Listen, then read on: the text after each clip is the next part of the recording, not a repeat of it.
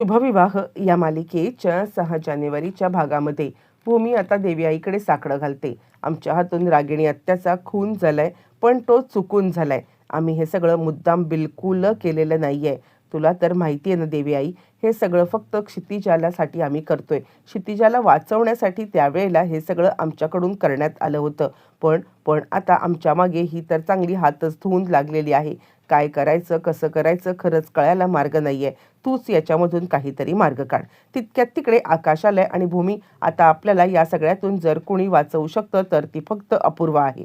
यावरती लगेचच आता भूमी म्हणते, म्हणजे काय आकाश, तुला काय म्हणायचंय? मला काही कळायला मार्ग नाहीये. आणि त्यावेळेला लगेच तुला माहिती आहे ना ती काय म्हटली होती, अजूनही वेळ निघून गेलेली नाहीये. तुम्ही मला खरं खरं सांगा. तुम्ही जर का मला खरं खरं सांगितलं तर मी ताबडतोब तुमचा जीव वाचवेन, असं ती म्हटली होती. माहिती आहे ना तुला, आठवते ना तुला? यावरती मग आता सांगायला लागते इकडे लगेचच भूमी, हो मला आठवते आकाश. ठीक आहे, तुला वाटते का ती आपली मदत करेल? यावरती आकाश मात्र म्हणतो आहे, हो मला 100% असं वाटतंय की ती आपली मदत करेल. त्यावरती भूमी म्हणते, मग ठीक आहे, तुला जर का वाटते तर आपण तिच्याकडे बोलायला जाऊया. असं म्हणत ते दोघं जण निर्णय घेतात की ज्याप्रमाणे बलदेवने आपल्याला समजून घेतलं त्याप्रमाणे खरं खरं जर का आपण आता इकडे तिला सांगितलं तर कदाचित ती सुद्धा आपल्याला समजून घेईल आणि त्यानंतर मग आता ती सुद्धा आपली मदत करेल. म्हणजे तिच्याकडे अनेक लूप फॉल्स असतील जे पोलिसांना माहिती असतात आणि जे पोलिसांना लूप फॉल्स माहिती आहेत आणि त्यानंतर ती आपली नक्कीच मदत करेल. बरं, हे सगळं चालू असताना मग दोघं जण देवी आईचा आशीर्वाद घेतात. देवी आईचा आशीर्वाद घेऊन दोघं जण निघालेली आहेत अपूर्वाला सांगण्यासाठी.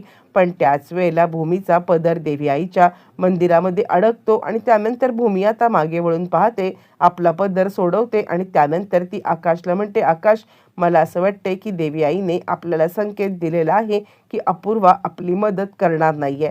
मला असं वाटतंय की आपण एक काम करूया ना, आपण अपूर्वाची मदत नको घेऊया. कारण जर का इथून निघताना देवी आईने हा इशारा दिलेला आहे तर मला असं वाटतंय की अपूर्वा, आपण तिला जे काही सांगू त्याचा फायदा घेईल आणि आपणच आपला गुन्हा कबूल केला म्हणून आपल्याला अडकवून टाकेल, असं मला वाटतंय. असं म्हटल्यावर ती आकाश म्हणतो, तुझं म्हणणं बरोबर आहे भूमी, तू जे काही बोलतेस ना ते मला सुद्धा पटलेलं आहे, असं आकाश तिला समजावून सांगतोय. आणि त्यानंतर मग आता दोघं जण खूप मोठा निर्णय घेतात की जे काही असेल त्यावरती आपण आता दोघंच जण लढूया आणि दोघंच जण लढून आता पुढे काय आहे तो निर्णय घेऊया, असं आता या दोघांचं ठरलेलं आहे.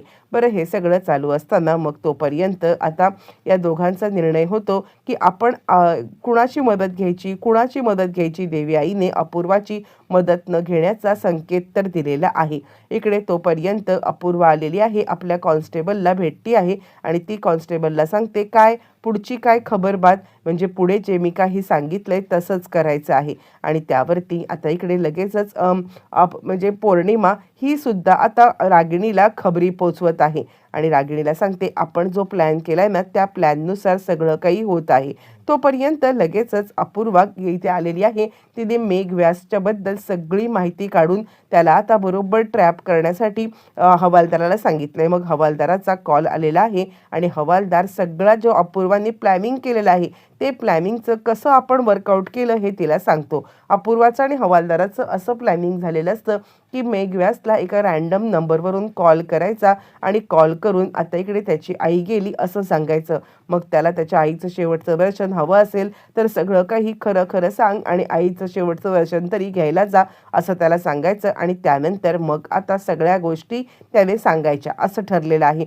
मग त्यामुळे आता लगेचच डॉक्टरांचा कॉल आलाय असं भासवलं जातं. ॲक्च्युली हा कॉल डॉक्टरांचा नाही आहे, डॉक्टरांनी कॉल वगैरे काहीच केलेलं नाही आहे. हा एका रॅन्डम हवालदाराने कॉल करून आता इकडे मेघव्यासच्या समोर तो फोन ठेवण्यात आलेला आहे. मेघव्यासच्या समोर ज्या वेळेला तो फोन ठेवलाय त्यावेळेला पोलीस इन्स्पेक्टर सांगतायत, हे घे, डॉक्टरांचा फोन आहे तुझ्यासाठी, बोलून घे त्यांच्याशी. यावरती मेघव्यास आता इकडे फोनवरती बोलतोय आणि ज्या वेळेला तो फोनवरती बोलत आहे आणि त्यावेळेला त्याला आता सांगितलं जाते की तुझी आईची तब्येत डाऊन होती, ती गेलेली आहे, शेवटचं दर्शन घ्यायला ये म्हणून. मेघव्यास पुरता कोलमडलाय आणि त्याला जे काही खरं खरं माहिती आहे प्रेक्षकांनो ते त्याने खरं खरं सांगून केलेलं आहे.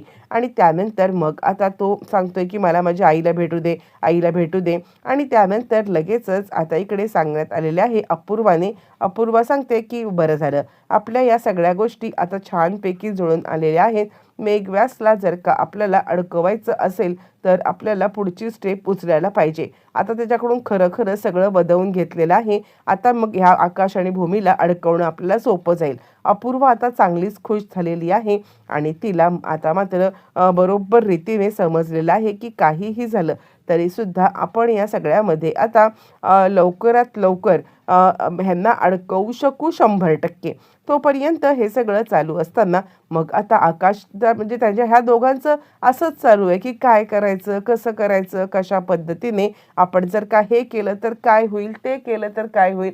मग आकाश एक शंका काढतो आणि आकाश सांगायला लागतो, मला काय वाटतं माहिती आहे, आपण एक काम करूया, आपण ना गायकवाड सरांकडे जाऊया. आपण ज्यावेळेला गायकवाड सरांकडे जाऊ आणि त्यावेळेला त्यांना सांगूया की अपूर्वा आम्हाला मुद्दाम त्रास देते आहे, अपूर्वा या सगळ्यामध्ये आम्हाला हरेसमेंट करते, काहीही सत्य किंवा तथ्य नसताना ती आम्हाला उगाचच अडकवती आहे आणि त्यांची मदत घेऊया.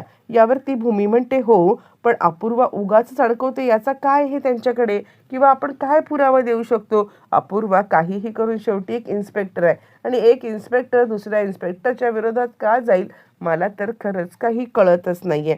त्यावरती आकाश आता सांगायला लागतो, मग काय करूया आपण, आपण एक काम करू, त्याच्या डोक्यात जे काही येईल ते तो सांगतोय आपण अटकपूर्व जामीन मागायला जाऊया का, एक काम करूया, आपण अटकपूर्व जामीन मागूया. यावरती ती म्हणते, अटकपूर्व जामीन मागून काय होणार आहे. यावरती तो सांगतो, हे बघ, जर का आपण अटकपूर्व जामीन मागितली ना तर अपूर्वने आपल्याला पकडायच्या आधीच आपण जामीन मागू. यावरती मग भूमी सांगते, आकाश अरे जर का आपण अटकपूर्व जामीन मागितली ना तर कदाचित असं होईल की ह्या लोकांना वाटेल की आपण खरंच काहीतरी गुन्हा केलेला आहे ना. आपण जर का गुन्हा कोणताच केलेला नाहीये तर आता आपण का या सगळ्यामध्ये अडकायचं. मी तुला एक गोष्ट सांगू का आकाश, मला काय वाटतंय की कोणत्याही परिस्थितीमध्ये आपण आता जरा शांतच बसूया, शांत बसून मग आता काय करायचं ते. यावरती आकाश म्हणतोय, भूमी मला काय वाटते काहीतरी करायलाच पाहिजे. भूमी सांगते, काहीतरी जरी करायचं म्हटलं ना तरी सुद्धा उगाचच नको त्या फंद्यामध्ये अडकून आपल्याला उपयोग नाही आहे. यावरती आकाश म्हणतो, मग मग आता पोलीस आले, आपल्याला त्यांनी पकडून नेलं तर काय करणार आहोत आपण, काही झालं तरी सुद्धा काहीतरी तर करायला पाहिजेच ना. आकाश म्हणतो, हो आपण बलदेवशी बोलूया. यावरती तिकडे मानसी आलेली आहे. काय झालं, काही प्रॉब्लेम आहे का, काही प्रॉब्लेम असेल तर मला असं वाटतं एकदा अपूर्वाशी बोलून घेऊया का आपण. आणि त्यानंतर हे दोघं जण विचार करतात, नाही अपूर्वासोबत बोलणं तर म्हणजे आता इकडे आपणच आपल्या पायावरती धोंडा मारून घेण्यासारखं आहे. त्यावरती आता इकडे आकाश सांगतो की बघितलं, क्षितिजाला एकदा कळलं होतं, म्हणजे लोकांनी बोलले होते की तुझे आई बाबा अशा पद्धतीने काहीतरी चुकीचं काम करतायत, त्यावेळेला किती आता तिच्या जीवावरती बेतलं होतं, बघितलं ना आपण किती तिची अवस्था झाली होती. आणि मग खरंच पोलीस आपल्याला पकडून नेतील तर काय होईल. भूमी विचार कर या सगळ्याचा, काहीही करून आपल्याला सुटलं पाहिजे इथून.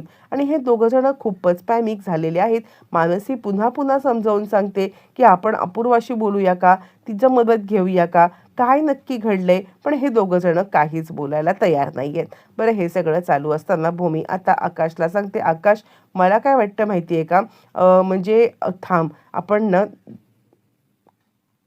घरातील सगळ्या लोकांशी बोलवूया. आता हे दोघं जण घरातील सगळ्या लोकांशी बोलायच्या आधीच अपूर्वाने सगळ्यांना बोलवलेलं आहे. आणि अपूर्वाने सगळ्यांना बोलवल्यावरती बलदेव म्हणतो, काय झालं अपूर्वा, तू का बरं सगळ्यांना बोलवलेलं आहेस, नक्की काय घडलेलं आहे. आणि त्यावरती अपूर्वा म्हणते, कालच मी तुम्हाला सांगितलं होतं ना की तुमचा गेम ओव्हर झालाय म्हणून.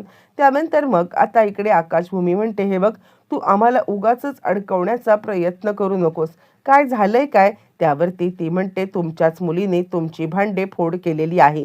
त्यावेळेला इंट्रोगेशनच्या वेळेला सगळं खरं आता सांगून मोकळी झालेली आहे क्षितिजाने सगळं खरं सांगितलंय. त्यावरती भूमी म्हणते, काय सांगितलंय क्षितिजानी. त्यावरती ती सांगते, मी तुम्हाला सगळं आता याच्यावरती लाईव्ह दाखवते. आणि त्यानंतर जे काही क्षितिजा बोललेली आहे प्रेक्षकांनो, ते सगळं आता या आकाश आणि भूमीला दाखवलं जातं. क्षितिजाने सांगितलेलं असतं, म्हणजे आमचं सिक्रेट काय आहे.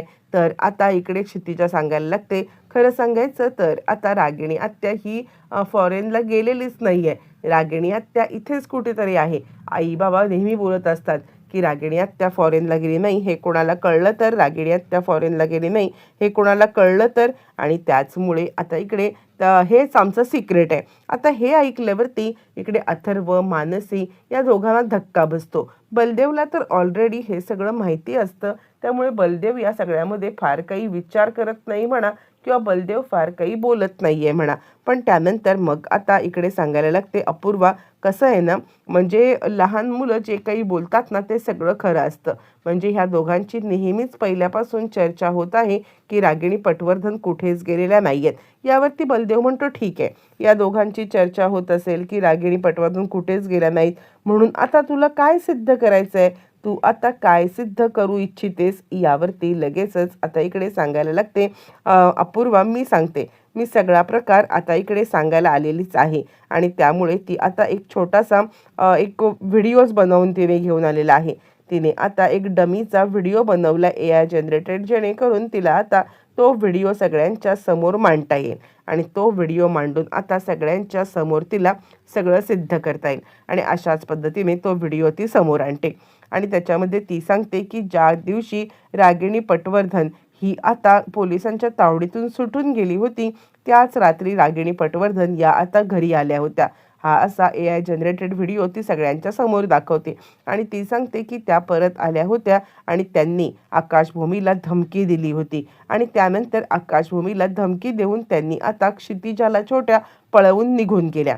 ज्या वेळेला त्या रात्री त्या क्षितिजाला पळवून निघून गेल्या, त्या रात्री क्षितिजाला पळवल्यावरती नंतर आकाश आणि भूमी त्यांचा पाठलाग करत करत त्यांच्या त्या ठिकाणावरती गेले, ज्या ठिकाणावरती आता इकडे तिचा खून झाला होता.